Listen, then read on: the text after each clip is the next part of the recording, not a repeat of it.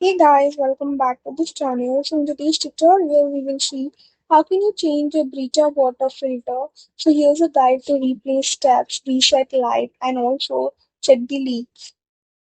So for Brita pitcher or dispenser filter, we need to wash your hands and remove the old filter from the reservoir.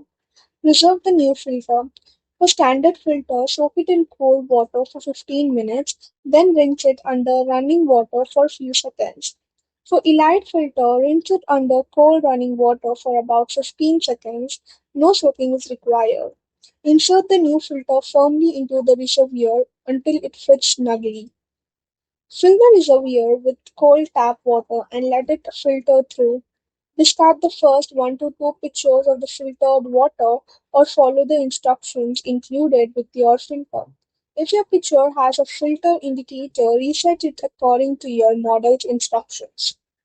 For Brita faucet filter, you need to turn off the faucet first, then press the filter release button or twist the old filter to remove it. Insert the new filter until it clicks or locks into place.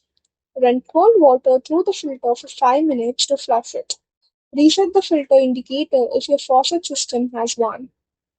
When to replace a beta filter? If the standard filter is about every 2 minutes or 40 gallons, which is 150 liters.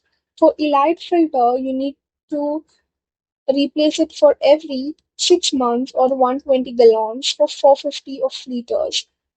For faucet filter, about every 4 months or 100 gallons, that is 380 liters. So that's it for the video. Thank you for watching. Don't forget to like, share, comment, and also do hit the subscribe button.